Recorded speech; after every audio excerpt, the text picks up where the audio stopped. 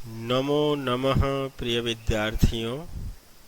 आज के इस वीडियो में 8वीं कक्षा के द्वितीय पाठ दुर्बुद्धि विनश्यति के अभ्यास के प्रश्नोत्तरों की चर्चा करने जा रहा हूं। तो आइए देखते हैं। पहला प्रश्न, उच्चारणम कुरुत, अर्थात उच्चारण कीजिए, प्रोनाउंसिएशन कीजिए। जो शब्द दिए हुए इनको प्रोनाउंसिएशन करना है। कस्मिश्चित् विचिन्त्य साध्वीदं क्षुधार्तः एतच्छ्रुत्वा भय संत्रस्त मनसां सिंह पदपद्धति समाह्वानं प्रतिध्वनिः। द्वितीय प्रश्न को देखते हैं। एक पदेन उत्तरत, अर्थात एक पद के माध्यम से या एक पद के द्वारा उत्तर दीजिए या एक पद में उत्तर लिखिए। का क्वेश्चन, सिंहस्य नाम किम, शेर का नाम क्या। जो शेर था उस शेर का नाम क्या था। उत्तर आ जाएगा खर नखरः, खर नखर। ख क्वेश्चन, गुहाया स्वामी कह आसीत्, गुफा का स्वामी कौन था। श्रृगालः, सियार। गुफा का स्वामी एक सियार था। ग क्वेश्चन, सिंह कस्मिन् समये गुहायाः समीपे आगच्छत्, शेर किस समय, कस्मिन् समय किस समय गुफा के पास आया। उत्तर आ जाएगा सूर्यास्त समये, जब सूर्यास्त होने लगा था उस समय वो गुफा के पास आया था, सूर्यास्त समये। घ क्वेश्चन, हस्तपादादिकः क्रियाः केषां न प्रवर्तन्ते, हाथ पैर आदि की क्रियाएं किनके नहीं होते हैं, अर्थात हाथ पैर आदि काम किसके नहीं करते हैं। किस व्यक्ति के हाथ पैर आदि हिलना डुलना बंद कर देते हैं। तो जगह भय संत्रस्त मनसाम, भय से त्रस्त या भयभीत मन वालों के हाथ पैर आदि क्रियाएं चलते नहीं, अर्थात वो हाथ पैर चलना फिरना बंद कर देते हैं।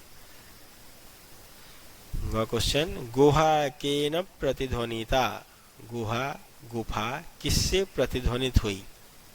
सिंह गर्जनेन, शेर के गर्जने से। जिस विभक्ति में पूछेगा, किम शब्द के जिस विभक्ति जिस वचन जिस लिंग में पूछेगा क्वेश्चन, उसी विभक्ति उसी वचन में उत्तर देना होता है। पूर्ण वाक्य। तीसरा प्रश्न, पूर्णवाक्येन उत्तरत खर नखरः कुत्र प्रतिवसति स्म, खर नखर कहाँ वास करता था या रहता था। उत्तर आ जाएगा खर नखरः कस्मिंश्चित् वने प्रतिवसति स्म, खर नखर किसी वन में रहता था। ख क्वेश्चन, महतीं गुहां दृष्ट्वा सिंह किम अचिंतयत्, बड़ी गुफा को देखकर शेर क्या सोचा या क्या चिंता किया। बड़ी गुफा को देखकर शेर क्या सोचा।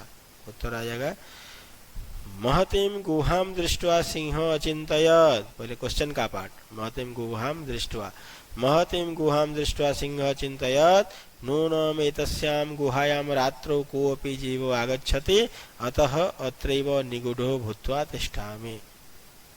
से बड़ी गुफा को देखकर से सोचा, जरूर इस गुफा में रात में कोई प्राणी या जीव आता है, इसलिए यहीं पर छुपा हुआ या छुपकर बैठ जाता हूँ या छुपकर रहता हूँ। ग क्वेश्चन, श्रृगालः किम अचिंतयत्, शेर ने क्या सोचा क्या चिंता किया। उत्तर आ जाएगा श्रृगालः अचिंतयत्, शेर सोचा अहो विनष्टो अस्मि, अरे मैं तो मारा गया। नूनम अस्मिन् बिले सिंह अस्ति, जरूर, नूनम मतलब जरूर, जरूर इस बिल में शेर है।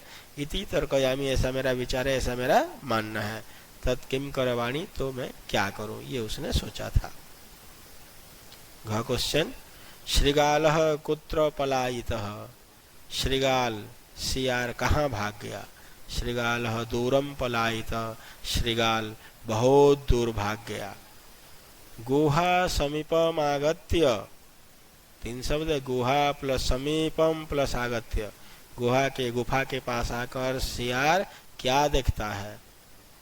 गुहा के पास, गुहा समीपम आगत्य श्रृगाल पश्यति, गुफा के पास आकर सियार देखता है कि सिंह पद पद्धति गुहायाम प्रविष्टा दृश्यते, शेर के पैरों के चिन्ह, सिंह के पैरों के चिन्ह गुफा में प्रवेश करते हुए दिखाई दे रहे हैं। न च बहिरागता, परंतु बाहर आने का नहीं, मतलब बाहर आने वाले चिन्ह दिखाई नहीं दे रहे हैं। च क्वेश्चन, कह शोभते, कौन सुशोभित होता है, कौन प्रसन्न रहता है। यह अनागतम कुरुते सह शोभते, यह जो व्यक्ति अनागतम आने वाले, सामने आने वाले मुसीबत को या दुख को कुरुते सामना करता है, उसका मुकाबला करता है, स शोभते वही सुशोभित होता है, वही जीवन में प्रसन्न रहता है। फोर्थ क्वेश्चन, रेखांकित पदानि आधृत्य प्रश्न निर्माणम कुरुत, रेखांकित अंडरलाइन वाले वर्ड को बेस मानकर प्रश्न निर्माण कीजिए। क्षुधार्तः सिंह कुत्रापि आहारम न प्राप्तवान, भूखा शेर कुछ भी भोजन प्राप्त नहीं किया। प्यारे बच्चों, इस प्रश्न निर्माण के ऊपर मैंने 2 वीडियो बनाए हैं। अगर आप में से कोई उस वीडियो को नहीं देखा है तो मेरे चैनल को सब्सक्राइब कर लीजिए और उस दोनों वीडियो को जरूर देखिएगा, जिससे कि आपको प्रश्न निर्माण अच्छे से समझ में आ जाएगा। तो क्षुधार्तः कीदृशः, भूखा शेर, कैसा शेर, ये एक विशेषण शब्द है, इसलिए यहाँ पे आ जाएगा कीदृश, कैसा, कैसा शेर कुछ भी आहार प्राप्त नहीं किया। इस तरह लगा लिख करके लास्ट में क्वेश्चन मार्क जरूर लगाइएगा। ख क्वेश्चन, दधिपुच्छ नाम श्रृगालः गुहाया स्वामी आसीत्, दधिपुच्छ नाम का एक सियार गुफा का स्वामी था। कह नाम या किम नाम दोनों हो सकता है, क्या नाम या कौन नाम का सियार या किस नाम का सियार गुफा का स्वामी था। ग क्वेश्चन, ऐसा गुहा स्वामिनः सदा आह्वानम करोति, ऐसा गुहा, यह गुफा स्वामी का हमेशा आह्वान करता था, उसको बुलाता है। स्वामिनः, स्वामी का के किरारे षष्ठी का चिन्ह है, तो यहाँ पे आ जाएगा कस्य, किम शब्द का षष्ठी में आता है कस्य। ऐसा गुहा कस्य सदा आह्वानम करोति, यह गुफा किसका हमेशा आह्वान करता है। घ क्वेश्चन, भय संत्रस्त मनसाम हस्त पादादिका क्रिया न प्रवर्तन्ते, भय से त्रस्त मन वालों के हाथ पर आदि की क्रियाएं प्रवर्तित नहीं होते हैं, अर्थात हाथ पैर चलना फिरना बंद कर देते हैं। तो भय से त्रस्त या भय से भयभीत मन वालों के कौन सी क्रियाएं प्रवर्तित नहीं होते हैं, क्या नहीं होते हैं, कैसे क्रियाएं नहीं होते हैं। ग क्वेश्चन, आह्वानेन श्रृगालः बीले प्रविश्य सिंहस्य भोज्यम भविष्यति, आह्वानेन बुलाने से, श्रृगालः सियार, बिल में प्रवेश करके शेर का भोजन बन जाएगा या हो जाएगा। बीले, बिल में, तो सप्तमी है तो किम का सप्तमी कस्मिन भी लगा सकते हैं, या फिर कहाँ, कुत्र, कहाँ प्रवेश करके, कुत्र प्रवेश करके। तो बुलाने से शेर कहाँ या किसमें प्रवेश करके शेर का भोजन हो जाएगा। 5वां प्रश्न, घटनाक्रमानुसारम वाक्यानि लिखत, घटनाक्रम के अनुसार ये वाक्य लिखने हैं। ये आपके पूरे चैप्टर में से 7 वाक्यों को यहाँ लिखा गया है, लिया गया है, और ये 7 वाक्य इधर उधर से दिए हुए हैं, उनको क्रम से लिखना है। तो प्यारे बच्चों, मैंने यहाँ येलो कलर में जो नंबरिंग किया है, यही सेंटेंस, यही इसी तरह ये सेंटेंस का क्रम है। अर्थात मैं एक बार मीनिंग बता देता हूँ आप लोगों को। गुफा का स्वामी दधिपुच्छ नाम का सियार आया, शेर एक बड़ी गुफा को देखा, घूमता हुआ भूखा हो गया, दूर में ही सियार आवाज करना प्रारंभ किया, शेर सियार का आह्वान किया, उसको बुलाया, दूर भागता हुआ सियार श्लोक पढ़ा, गुफा में कोई है, इस प्रकार सियार के विचार थे। तो सबसे पहले भूखा हो गया, नंबर 1, ग वाला नंबर 1, ख वाला नंबर 2, भूखा हो गया तो उसने गुफा को देखा, नंबर 2, और गुफा का स्वामी दधिपुच्छ नाम का सियार आया, नंबर 3, और ये चौथा में ये हो जाएगा 6 वाला 4, घ वाला 5, ग वाला 6 और च वाला 7। छठा प्रश्न, यथा निर्देशम उत्तरत, अर्थात जैसे निर्देश दिए गए, इंस्ट्रक्शन दिए गए हैं वैसे ही उत्तर लिखिए। क, एकाम महतीम गुहाम दृष्ट्वा सह अचिंतयत, एकाम एक महतिम गुहाम बड़ी गुफा को दृष्टवा देखकर सह अचिंतयत वह सोचने लगा, चिंता करने लगा। असिन वाक्य इस वाक्य में कति विशेषणानि कितने विशेषण है, संख्या सह पदानी अपि लिखत, संख्याओं के साथ पदों को भी लिखिए। मतलब एकाम से लेकर के अचिंत्य तक इस संडे में कितने विशेषण है और उनके उन पदों को भी लिखिए। तो यहाँ पे दो विशेषण है, एकाम एक है, दूसरा है महतिम। तो द्वे विशेषण पदेस्तः दो विशेषण पद है, एकाम महतिम च एक और महति।